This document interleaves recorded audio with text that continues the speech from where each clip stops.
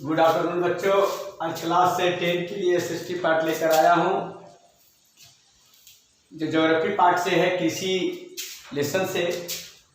आपको बताना है कि सरकार द्वारा किसानों के क्षेत्र में हित में जो संस्थागत सुधार किए गए हैं उसकी सूची बनाना है।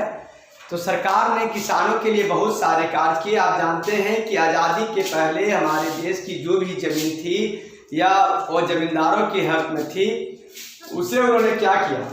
सबसे पहले आज़ादी के पश्चात सरकार द्वारा कृषि क्षेत्र में काफ़ी सुधार किए। जोतों की चकबंदी सहकारिता या जमींदारी प्रथा कम किया। 1980 और 90 के दशक में सबसे पहले सरकार ने क्या किया कि व्यापक मूल्य विकास के अंतर्गत सूखा, बाढ़, चक्रवात आदि जैसे घटनाओं जो हमें आपदा से बचने के लिए इन्होंने एक बीमा लागू किए और उन्हें सरकार ने काफ़ी अच्छे तरीके से करने के लिए फसल बीमा का प्रावधान किए। जैसे ओलावृष्टि के कारण बहुत से जमीन जो है, फसल जो है वो बर्बाद हो जाते थे। इसके लिए उन्होंने सबसे पहले फसल बीमा योजना को लागू किया, जिससे सरकार के द्वारा जो यह कार्यक्रम चला गया उससे किसानों को बहुत फायदा मिला, बहुत इसे उन्हें लाभान्वित हुए। और तीसरा आपके लिए है जो सबसे जो मूल चीज है, जो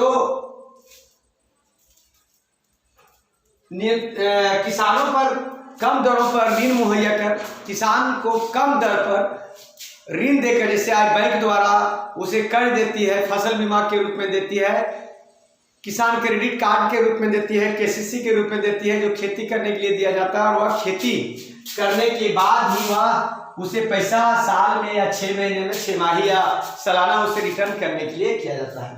तो ये जो कम दर पर आपको विभिन्न सहकारी समितियों द्वारा या बैंकों द्वारा जो उपलब्ध होती है, वो आपके किसानों के हित के लिए काफ़ी अच्छे होते हैं।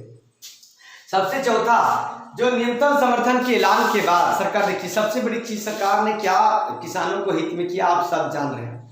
आप इसे थोड़ा सा अपने यूज ऑफ माइंड, अपनी दिमाग का प्रयोग करें। आपके बीच सारी ये समस्याएं, ये सारी बिंदुएं आपके सामने गुजरती हैं। आप आंखों देखा हाल, इसे आप खुद लिख सकते हैं बिना किताब पढ़े या बिना किताब देखे कि किसान के साथ क्या दुर्गति या दुर्व्यवहार होती है। अभी सरकार ने पैक्स के माध्यम से, समिति के माध्यम से, सहकारिता बैंक के माध्यम से सरकार ने फसल को निर्माण करने के लिए बहुत सारी चीजें दी। लेकिन लोग करते क्या है, बिचौलिया दलालों के चंगुल में फंसकर वो अपने अधिकार को समाप्त करते हैं। इसके लिए सरकार ने क्या किया, अगर झारखंड सरकार ने घोषणा किया कि 70 रुपये किलो धान लेंगे। तत्पश्चात उस किसान जो हमें धान देगा उसे आधार कार्ड के माध्यम से, बैंक अकाउंट के माध्यम से उनके खाता में पैसे को डिपॉजिट किया जाएगा, प्लस उनकी बीमा होगी। अगर किसी तरह से आपदा से, चक्रवात से, बाढ़ से, बिजली पात से, अगर उनकी किसी तरह की कोई घटना से अगर वो प्रभावित होती है, उसे बीमा के रूप में उसे बताया जाएगा। तो बच्चों, आप इसे जान रहे हैं कि फसल बीमा करती है सरकार, किसानों की बीमा करती है। इससे कोई भी घटना घटती है तो उसे बताने का प्रयास करती है। तो उन्होंने क्या किया कि एक न्यूनतम दर लागू कर दिया। जो अभी लोग ऐसे ट्रैक्टर या टेम्पू से घूमते हैं और 10 रुपये 12 रुपये धान को लेकर चल जाते हैं, किसान कहते हैं कि हमें नुकसान होती है, लेकिन वो सरकार का इंतजार नहीं करते। हाँ, इसमें एक समस्या ये है कि सरकार जो भी कानून या नियम बनाती है, प्रावधान तो बढ़िया है, लेकिन उससे कुछ कर्मचारी में ढीलेपन होने के कारण या जो उनकी जो कार्यक्रम होते हैं थोड़ा सा सुस्त पड़ जाते हैं और उतनी व्यापक तरीके से सुचारू रूप से नहीं चल पाती है। इसके पीछे कारण है कर्मचारी की ओनेस्ट होना, ईमानदारी के काम पर अगर जितने सवाल के निर्देशन या कृषि विभाग के जितने पदाधिकारी हैं, जितने उसके स्टाफ हैं, चपरासी से लेकर पदाधिकारी तक अगर ईमानदारी पूर्वक, निष्ठा पूर्वक इस काम को अगर करें तो हमारे किसान, भारतीय किसान बिल्कुल गदगद रहें, खुशी पूर्वक रहेंगे। लेकिन होता क्या है कि कहीं न कहीं यह जो घुसखोरी के जमाना है वो इसे लेकर ही बैठ जाती है, डूब जाती है और किसान को सरकार की जो पूर्ण योजना होती है उन्हें लाभ नहीं मिल पाती। आप इसे आंखों देखा हाल देख सकते हैं। किताब ये जरूरी नहीं कि आप एक अध्यापक के माध्यम से ही सुनेंगे, आप खुद इस पर थोड़ा सा यूज ऑफ माइंड, अपने दिमाग का प्रयोग करें। आप भी एक छोटे मोटे मंझले किसान हैं जो हमारे, क्योंकि हम जानते हैं कि हमारे भारत जो है एक कृषि प्रधान देश है। यहाँ की जो रीढ़ है, अर्थव्यवस्था की जो रीढ़ है वो कृषि है। कृषि पर ही सारी चीज होते हैं। हम आगे पढ़ेंगे, हम लोग बताएंगे कि उद्योग को प्रभावित कैसे करते हैं कृषि, उसके बारे में पढ़ेंगे कि कितने उद्योग हैं जो कृषि पर आधारित होते हैं, तो इसके बारे में हम बाद में पढ़ेंगे। जो सभी किसान ही उसके अंदर काम करते हैं, रबड़ उद्योग, चाय उद्योग, चीनी उद्योग, कपड़ा मिल उद्योग, ये सारे उद्योग आप कृषि पर ही आधारित पाएंगे।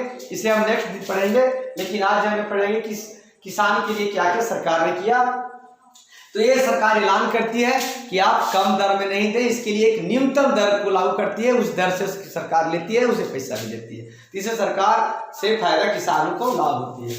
और है किसानों को फायदा के लिए किसान केसीसी, जिसे हम लोग सभी लोग जानते हैं, जिसका फुल फॉर्म होता है किसान क्रेडिट कार्ड। किसानों की एक शाख बना दिया जाता है और वो बैंकों द्वारा सभी मैंने लिखे। अब देखिए इसमें क्या समस्या होती है, एक बहुत सा गंभीर समस्या है। किसानों द्वारा जो भी कृषि विभाग के जो कार्ड बनाए जाते हैं, जिसमें सबसे पहले जो मैनेजर होते हैं उनसे घूस मांगते हैं कि आपको मैंने 50,000 रुपया देंगे तो 5,000 रुपया आपको ये लगेगा, नहीं तो आपको नहीं मिलेगी। जो उचित किसान होते हैं, मैंने देखा कि बहुत ऐसे किसान है जिसे 10 कट्ठा भी जमीन नहीं है, तो 1 एकड़ का 2 एकड़ का वाउचर बनाकर उसे दे दिया, 2 एकड़ का उसे फर्जी केसीसी बनाकर दे दिया, 50,000 दे दिया।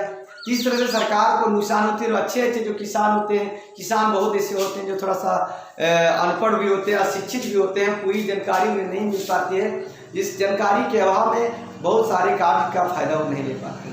तत्पश्चात होती क्या है कि इसे बहुत सरकार की जो बहुत से कार्यक्रम को उन्होंने सुचारू ढंग से नहीं चला ले पाते, उसका लाभ नहीं ले पाते हैं और किसान पीछे पड़ जाते हैं। तो इन सारी बातों को सरकार ने बहुत कुछ किया, लेकिन मैंने पहले कहा कि उनके जो कर्मचारी होते हैं वफादार नहीं होते, ईमानदार नहीं होते, जिसके कारण लोगों को सही उचित और उनके अधिकार को नहीं मिल पाती। तो बच्चों आप इसे खुद ब खुद दे सकते हैं। तो ये रहा आपका एक प्रश्न कि किसान सरकार द्वारा किसान के हित में कौन कौन से कार्यक्रम किए गए, ये आपके बोर्ड पर अंकित है, आपने इसे कॉपी पर उतारें और जो मैंने बताया उसे आप ग्रहण करने की कोशिश करें। मैं इसी के साथ आज का वीडियो को समाप्त करता हूँ।